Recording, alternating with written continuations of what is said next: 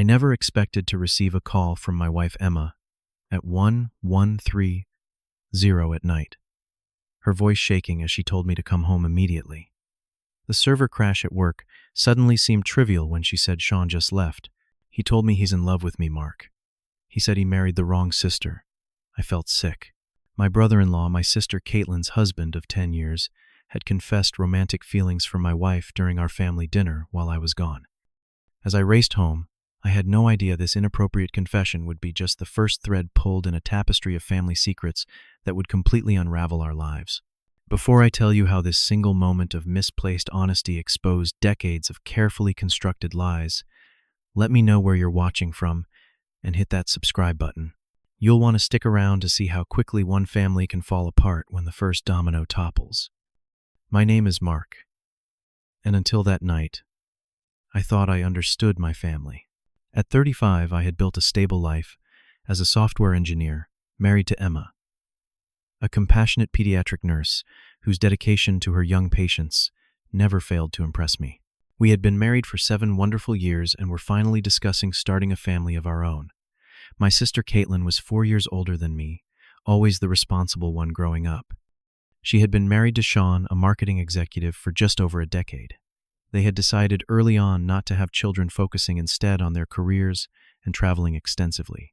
The 4 of us maintained a close relationship, having dinner together at least once a month and celebrating all major holidays as a unit. Our extended family was tight-knit as well. My parents lived just 30 minutes away and hosted Sunday dinners twice a month. Emma's sister Lisa and her husband would join occasionally, especially during the summer when they would drive up from Texas with their 2 kids. These gatherings were the cornerstone of our family life, loud, loving affairs filled with good food and better conversation. From the outside, we probably looked like the perfect American family, and I genuinely believed we were. Sure, there were occasional tensions, like when my mother would make subtle comments about Caitlin and Sean remaining childless, or when my father would compare my career choices to Sean's more lucrative path. But these seemed like normal family frictions, nothing that threatened our foundation. In retrospect, there were signs I completely missed. Sean's attention toward Emma had increased over the past few months. He would sit next to her at family gatherings, bring up inside jokes from conversations I wasn't part of, and find excuses to text her about trivial matters.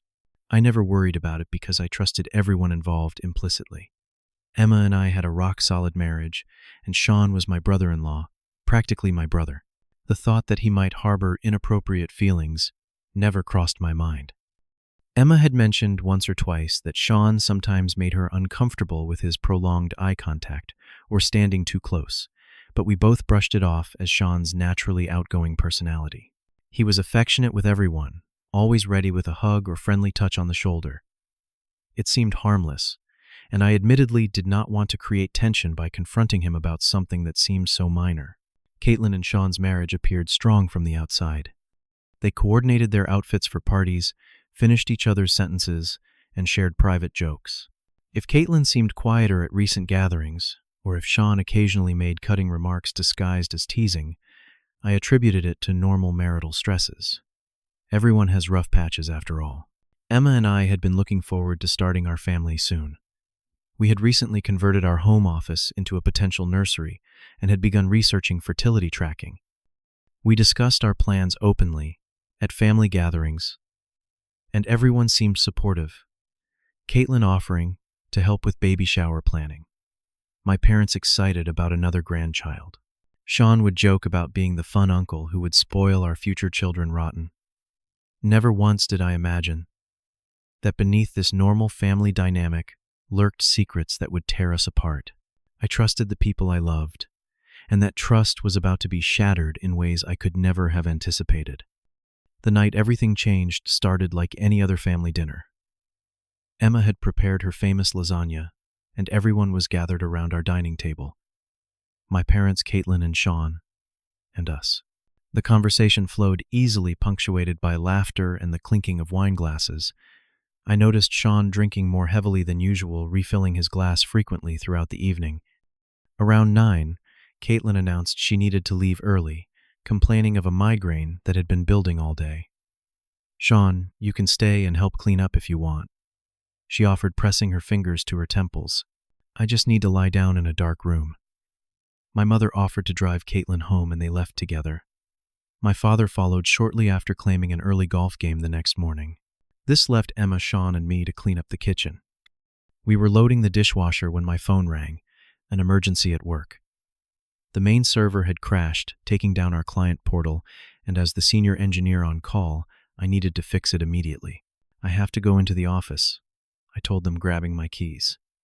Probably just for an hour or two. Sean, do you mind hanging out until I get back? I do not want Emma to be alone so late. In our neighborhood, there had been some recent break-ins, and I was overprotective. No problem, man, Sean replied, raising his wine glass. Emma and I can watch a movie or something. I kissed Emma goodbye and headed to the office, completely unaware that this simple act, leaving my wife with my brother-in-law, would catalyze the destruction of everything I thought I knew about my family. When I returned home 2 hours later, the house was quiet. Sean's car was gone, and Emma was sitting on our living room sofa, still fully dressed, her face pale and tear-stained. I immediately knew something was wrong. What happened? I asked, sitting beside her and taking her trembling hands in mine. Emma took a deep breath and told me everything. After I left, Sean had suggested they watch a movie in the living room. He continued drinking, finishing the bottle of wine. Halfway through the film, he muted the television and turned to her. I need to tell you something, Emma. He had said, his words slightly slurred, but his eyes intensely focused. I made a mistake marrying Caitlin. It should have been you. Emma had laughed uncomfortably, thinking he was making a bad joke, but Sean persisted, moving closer to her on the couch. I am serious. I have been in love with you for years, ever since Mark first introduced us. I only started dating Caitlin because you were already with Mark, and she was the closest I could get to you. Emma described how she had immediately stood up, creating distance between them. Sean, you are drunk. You do not know what you are saying. This is completely inappropriate. But Sean had followed her, trying to take her hand. We have a connection, Emma. I know you feel it too. The way you laugh at my jokes, how you always seem to understand me better than Caitlin does. I told him he needed to leave immediately. Emma said, her voice shaking, as she recounted the story to me. I threatened to call Caitlin if he did not go. That sobered him up a bit, and he finally left. Mark, I am so sorry. I did not do anything to encourage this, I swear. I pulled her into my arms, anger building in my chest. Of course you did not. This is not your fault. Sean is completely out of line. We stayed up late into the night, discussing what to do. We agreed that we needed to tell Caitlin she deserved to know what kind of man she was married to, and I needed to confront Sean directly. The next morning, I called Sean while Emma was in the shower. He answered on the fourth ring, his voice groggy. Mark. Hey. About last night, he began, but I cut him off. What the hell were you thinking? I demanded, struggling to keep my voice level. You told my wife you are in love with her. That you married my sister as some kind of consolation prize. Look, I was drunk, Sean said, sounding embarrassed. I did not mean any of it. I had way too much wine, and I just started saying stupid stuff. You know how I get when I drink. This is not about being drunk, I responded. Alcohol does not make you declare love for your sister-in-law out of nowhere. Sean's tone turned pleading. Mark, please. It was a terrible mistake. Please, do not tell Caitlin. Our marriage has been rocky lately, and this would destroy her. I swear it will never happen again. Emma and I already decided. Caitlin deserves to know the truth. We are meeting her for lunch today. You will ruin everything, Sean warned, his voice suddenly cold. Some things are better left unsaid. I hung up, disturbed by the rapid shift in his demeanor. Emma and I met Caitlin at a quiet cafe downtown. She looked tired, dark circles under her eyes, contrasting with her too bright smile. After ordering, we gently explained what had happened the previous night. I expected shock tears, perhaps anger. Instead, Caitlin's face showed something closer to resignation. She stirred her coffee slowly, watching the liquid swirl. I am not entirely surprised, she finally said, her voice steady. There is more to this than you know. She explained that her marriage to Sean had been struggling for months. He has been distant, secretive about his phone working late hours. I cannot verify. I suspected an affair, but I never thought. She trailed off, shaking her head. Why did not you tell me things were so bad? I asked, reaching across the table to take her hand. You and Emma are so happy. I guess I was embarrassed. Everyone thinks we have the perfect marriage. A bitter smile twisted her lips. Plus, Mom and Dad think Sean walks on water. They would never believe he could do anything wrong. Her words proved prophetic. When our parents somehow found out about the confrontation, Sean must have called them. They immediately took his side. My mother called that evening, her voice tight with disapproval. Emma must have misunderstood, she insisted. Sean would never say those things. He adores Caitlin. Mom, Emma did not misunderstand a direct declaration of love, I argued. People say things they do not mean when they drink, she countered. This family does not need drama, Mark. Tell Emma to let it go. I was stunned by her dismissal of Emma's experience. When I relayed the conversation to my wife, she was hurt, but not entirely surprised. Your mother has always favored Sean, she said quietly, ever since I have known your family. The seemingly small incident at our dinner table had created the first major fracture in our family. Lines were being drawn with my parents siding with Sean, while Emma and I stood firmly with Caitlin. What we did not yet realize was that this was just the beginning of a much larger unraveling. In the days that followed, Emma decided to check her past communications with Sean, looking for any signs she might have missed. What she found disturbed us both.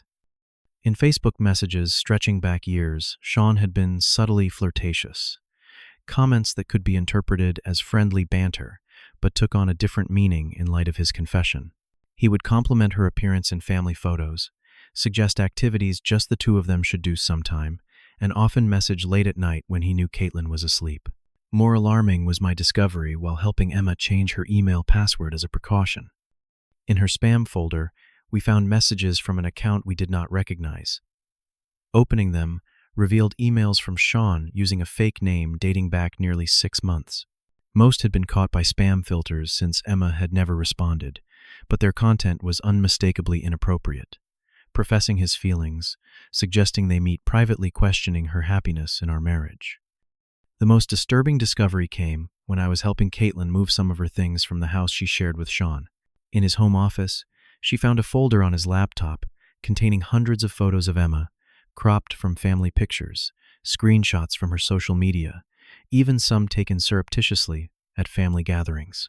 He had created a digital shrine to my wife that made my skin crawl. I confronted Sean at his office, showing him printouts of the emails he had sent Emma. His initial embarrassment quickly turned to defensiveness, then hostility. You are blowing this out of proportion, he snapped. So I had a little crush. It is not like I acted on it until now. You have been obsessing over my wife for years. I countered, struggling to maintain my composure in the public setting. You married my sister while fantasizing about her sister-in-law. Do you have any idea how sick that is? Sean's eyes narrowed. You think you know everything about this family. There are secrets you cannot even imagine. Things that would destroy your perfect little worldview. His threatening tone alarmed me. On the drive home, I called an old college friend who had dated Sean briefly before he met Caitlin. What she told me confirmed a disturbing pattern. During their relationship, Sean had become increasingly fixated on her younger sister, finding excuses to be around her, offering to help with her college applications, texting her inappropriately. I broke up with him when I found messages he sent my sister, she explained. She was only 19 at the time. She was uncomfortable, but afraid to tell me because she knew how much I liked him. I shared these discoveries with Caitlin and Emma that evening. Caitlin seemed simultaneously relieved and devastated to have her suspicions confirmed. I always sensed something was off, she said. I just never imagined it was this. As we talked through the implications, my concern for Caitlin's safety grew. Sean's obsessive behavior and the anger he had displayed during our confrontation suggested he might not handle rejection well.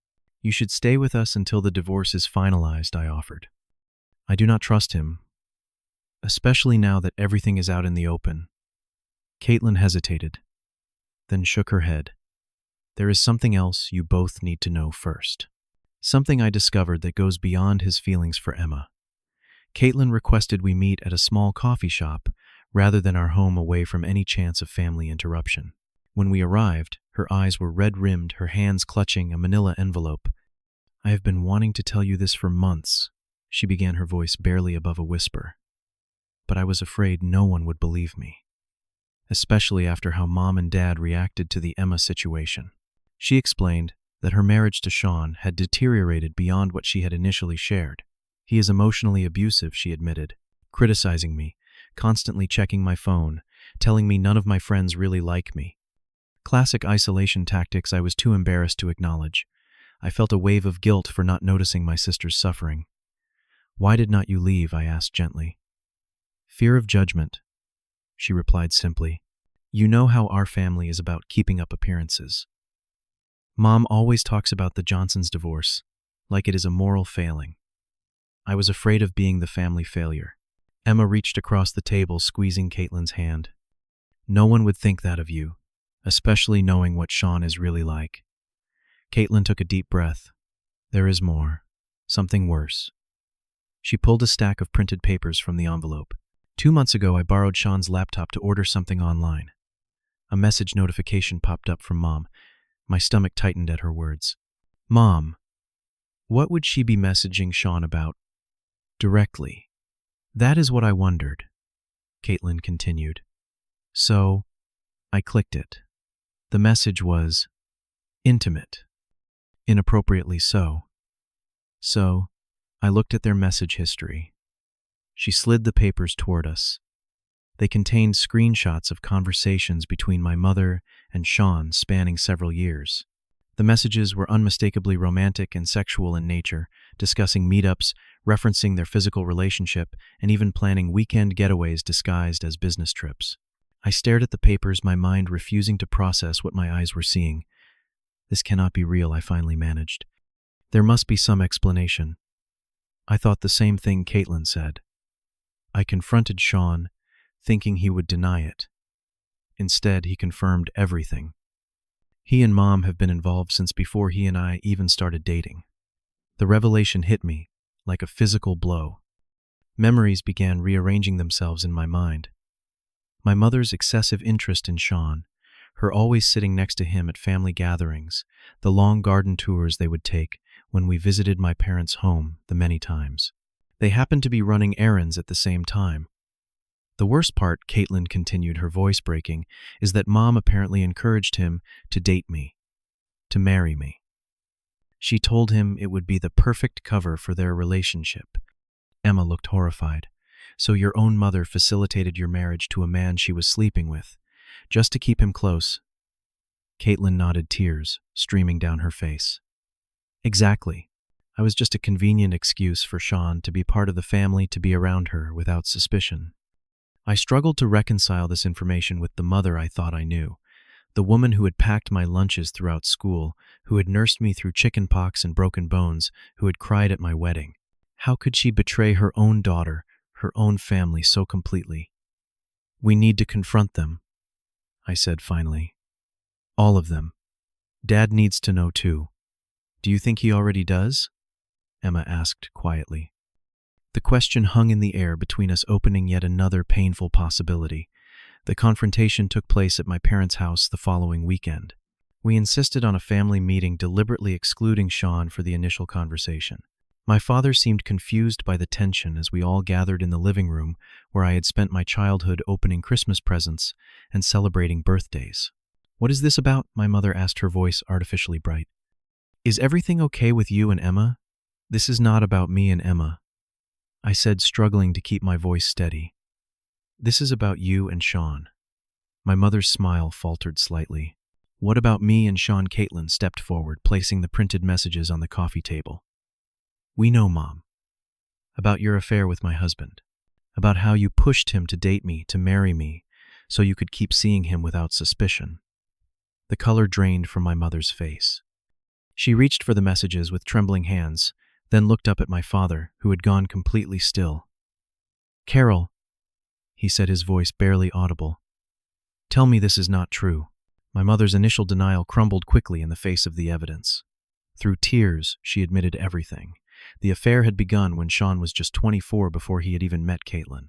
She had introduced him to our family and subtly encouraged his interest in my sister. "I never meant for anyone to get hurt," she insisted. "I thought he could make Caitlin happy while still sleeping with you." I finished, unable to keep the disgust from my voice.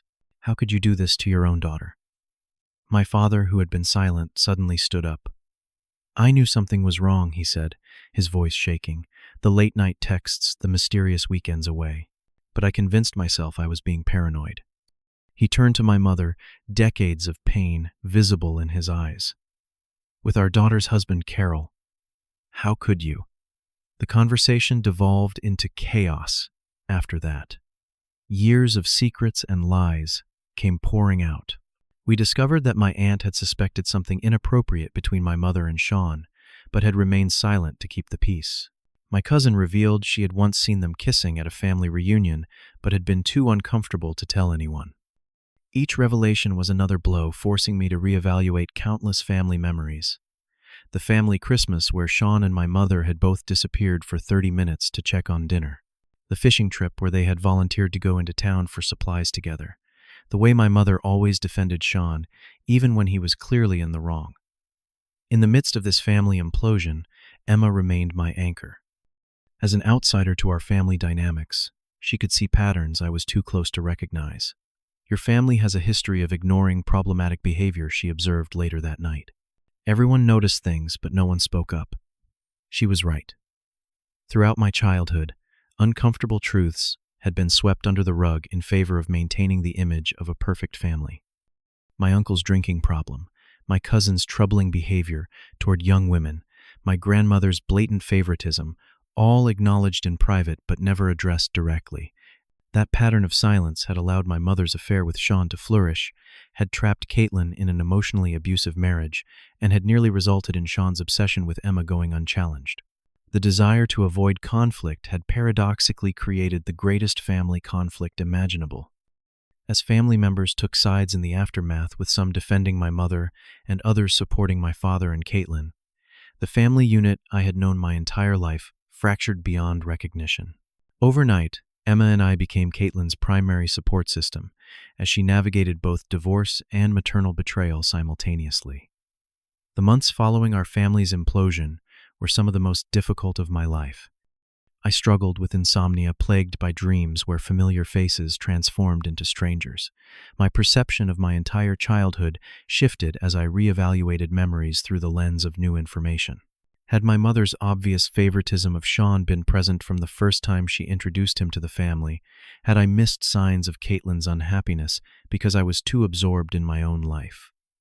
The questions haunted me, leading to anxiety attacks that only therapy helped manage. Emma faced her own challenges. Despite being the victim of Sean's inappropriate fixation, she somehow felt guilty. "If I had reported his messages when they first started, maybe Caitlin would have gotten out sooner," she said during one of our therapy sessions. Our marriage, though strong, felt the strain of family chaos. We postponed our plans to start a family, both feeling we needed emotional stability before bringing a child into the world. Instead, we focused on supporting each other and Caitlin through the crisis. "I never want to keep secrets from you," I told Emma one night. "Promise me we will always be honest, no matter how uncomfortable the truth might be." She squeezed my hand in silent agreement. That commitment to honesty became our guiding principle as we established stronger boundaries with toxic family members and worked to understand what healthy family relationships should look like. Through therapy, I began recognizing patterns I had unconsciously absorbed from my family: conflict avoidance, emotional suppression, prioritizing appearances over authenticity. Breaking these patterns became essential to my healing and to ensuring I would not perpetuate the same dysfunction if we eventually became parents. You are not your family's patterns. My therapist reminded me often, you can acknowledge them, understand them, and then choose differently. Though the process was painful, I gradually came to see the family fracture as necessary, like setting a broken bone that had healed incorrectly. Sometimes things need to break completely before they can heal properly. Caitlin's journey through this period was nothing short of remarkable. After the initial shock and pain, she filed for divorce and found an apartment across town. She began therapy to address not only the recent betrayals but the years of emotional abuse she had endured from Sean. "I feel like I am waking up from a fog," she told us over dinner at our house, which had become her second home. "I kept thinking if I just tried harder, if I was more understanding or attractive or interesting, Sean would finally love me the way I wanted to be loved. Now I see it was never about me at all."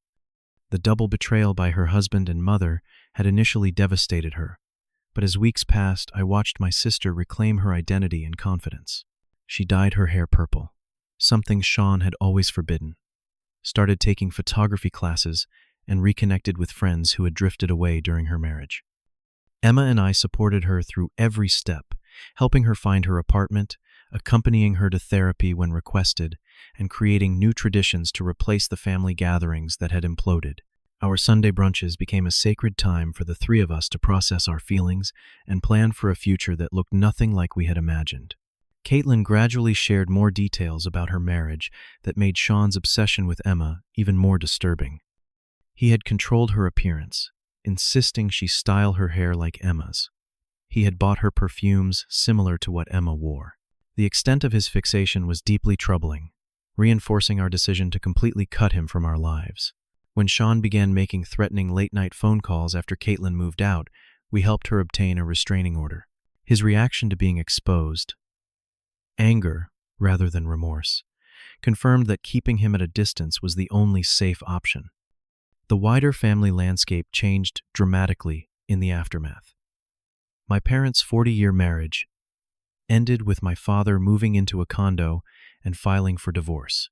My mother made several attempts to justify her behavior, claiming her marriage had been emotionally unfulfilling and that she and Sean had a special connection that others could not understand. These explanations fell on deaf ears. Even relatives who had initially defended her withdrew their support as the full story emerged, particularly the calculated way she had orchestrated her daughter's marriage to her lover. Sean, faced with universal condemnation, eventually left town altogether. We later heard he had moved to Arizona and quickly begun dating another woman, who disturbingly had a younger sister. I anonymously contacted her with a warning about his pattern of behavior, unable to, in good conscience, stay silent. Family holidays, once the cornerstone of our year, became complicated negotiations. Thanksgiving was spent with my father, Christmas with friends. Extended family members attempted to broker peace, suggesting we should all move past this for the sake of the family. "Some things cannot be moved past," I explained to a well-meaning aunt. "Some betrayals permanently change relationships." Emma and I established firm boundaries with my mother. After much discussion, I decided on very limited contact. Occasional phone calls, but no in-person visits for the foreseeable future. Even these brief conversations restrained my mother, oscillating between defensive justification and tearful apologies that seemed more about relieving her guilt than acknowledging the harm she had caused. Navigating relationships with extended family became an exercise in boundary setting. Those who insisted we should forgive and forget for the sake of family harmony were gently but firmly told that while forgiveness might eventually be possible, forgetting was not an option. Real healing required accountability, not pretense. "We are not refusing to move forward," Emma would explain to those who pushed for reconciliation. "We are refusing to move backward into patterns of secrecy and denial that allowed this situation to develop in the first place." 1 year after Sean's confession to Emma, our lives had found a new equilibrium. Though different from what we had imagined, there was healing in the truth that had been absent in the comfortable lies of before. Emma and I had strengthened our marriage through the crisis. Our commitment to complete honesty, initially born from trauma, had deepened our connection in unexpected ways. We had recently decided to revisit our plans for starting a family, feeling we had done the emotional work necessary to break unhealthy generational patterns. Caitlin had blossomed in her independence. Her divorce finalized, she had earned a promotion at work and begun cautiously dating again. "I know the red flags now," she told us. and I trust myself to pay attention to them. My father, living separately from my mother, had found unexpected peace. He had joined a support group for men dealing with infidelity and was slowly rebuilding his sense of self outside of his failed marriage. Though our relationship had always been somewhat distant, we were developing a more authentic connection based on shared experience and mutual respect. My mother continued to struggle with accepting responsibility for her actions. Her attempts to minimize what had happened or to cast herself as a victim of an unfulfilling marriage were met with united resistance from those she had hurt. Though I maintained minimal contact out of a sense of filial duty, our relationship had fundamentally changed. Some trust, once broken, cannot be fully restored. Sean remained absent from our lives, which was a blessing. Caitlin occasionally received concerning reports from mutual friends about his behavior with his new girlfriend, but we had collectively decided that his choices were no longer our responsibility. We could only control our own healing and future choices. The smaller family circle that emerged from the wreckage, Caitlin, my father, Emma, and I, along with a few supportive extended family members, felt more genuine than the larger, superficially perfect family unit that had preceded it. We had learned that family bonds based on honesty, even when uncomfortable, were stronger than those built on secrets and appearances. Emma and I had recently renewed our commitment to having children now, with a clearer understanding of the family patterns we wanted to break and the values we wanted to instill. Our kids will grow up knowing they can tell us anything, Emma said, as we painted the nursery. No secret will ever be more important than their well-being. Looking back on the 2 years since that fateful night, when Sean confessed his feelings to Emma, I am struck by how quickly a family can transform when long-held secrets surface. The initial pain was excruciating, like ripping off a bandage to find the wound beneath had festered. Yet that exposure, painful as it was the only path to genuine healing. Had Emma not immediately told me about Sean's confession, had we chosen to ignore it for the sake of family peace, the deception would have continued indefinitely. Caitlin would have remained trapped in a marriage built on lies. My father would have continued living with a wife whose loyalty lay elsewhere. The facade of family harmony would have been maintained at the cost of authentic connection. I remain grateful for Emma's courage in immediately sharing what happened, refusing to become complicit in the family pattern of secret-keeping. Her outsider perspective helped me see the dysfunction that had been normalized throughout my childhood and gave me the strength to break those patterns. The healing process is ongoing. Some days bring painful reminders of what was lost. Family weddings and funerals are navigated carefully, seating arrangements considered with diplomatic precision. Yet there is freedom in living authentically that compensates for these awkward moments. My relationship with my mother remains complicated. I have found that forgiveness does not necessarily mean restoration of trust or relationship. It is possible to wish someone well while maintaining the boundaries necessary for your own well-being. This distinction has been crucial to my healing journey.